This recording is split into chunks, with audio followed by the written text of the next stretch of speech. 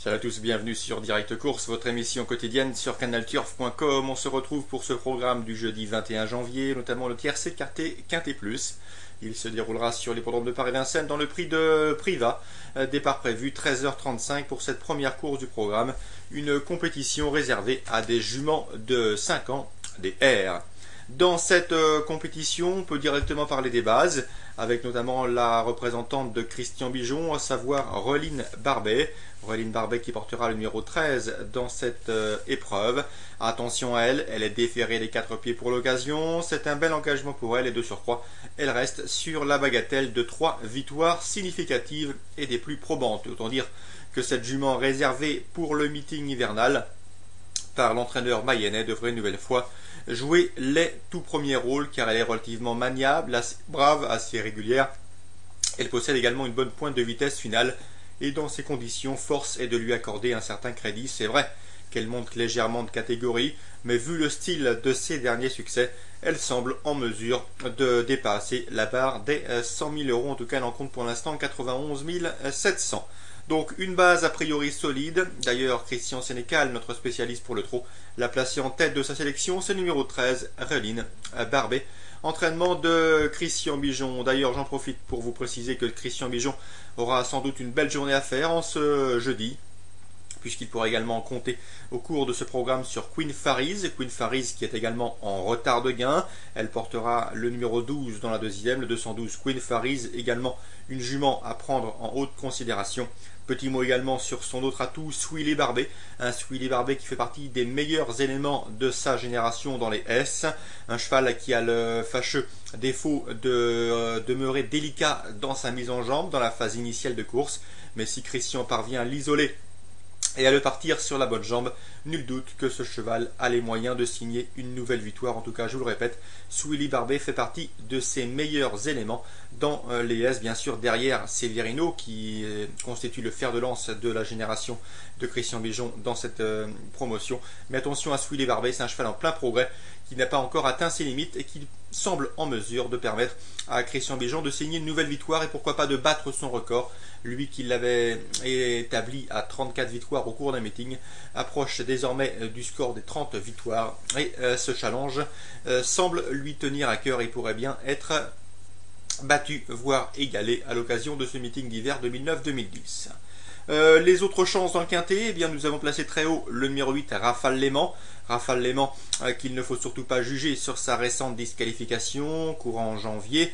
Les pensionnaires de Franck Leblanc s'annonce redoutable ici. Sachez qu'elle sera beaucoup plus à son affaire sur un parcours de tenue et celui des 2007 de la Grande Piste plutôt que le parcours réduit sur lequel elle a eu l'occasion de concourir récemment. Donc attention à elle, c'est le tandem Jean-Michel Bazir, Franck Leblanc. Rafale Léman, ce n'est peut-être pas une base de jeu car elle demeure parfois délicate et fautive, mais elle mérite d'être placée très haut dans vos sélections. Donc en base, le 13 est peut-être plus sûr et plus maniable que Rafale Léman, mais attention, ces deux juments valent un lot comme celui-ci.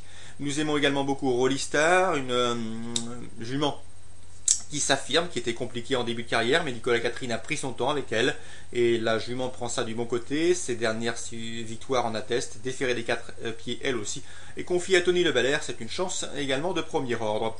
Parmi les chances régulières, et pourquoi pas un outsider sympa, le 10 Riviera Vici. Attention à cette jument, elle vient de prouver sa forme au trot monté, discipline dans laquelle elle a pris une 3e place. Elle sera déférée des 4 pieds. Les élèves de Michel Lenoir ont manifesté récemment un net regain de condition, donc pourquoi pas un bel outsider que ce 10 Riviera Vici. Numéro 7, Rosa du Boulbé. J'ai pu m'entretenir avec Jean-Benoît Lemoine qui entraîne cette Rosa du Boulbé. Attention à elle, c'est également une jument qui a prouvé qu'elle valait un lot comme celui-ci. Elle aussi possède pas mal de tenue et le parcours de 2007 de la Grande Piste avec sa montée va favoriser ses intérêts. Le numéro 5, Rosie. Pour plus d'informations concernant cet élève du Berardi, eh bien, je vous invite à aller écouter l'interview que nous avons pu effectuer auprès de Robert Hardy. Je l'ai joint par téléphone. Sachez bien qu'il est confiant. En tout cas, il serait déçu de ne pas terminer dans le quintet gagnant. La jument est en pleine forme.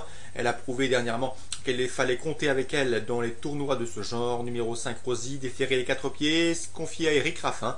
C'est également une candidate aux toutes premières places.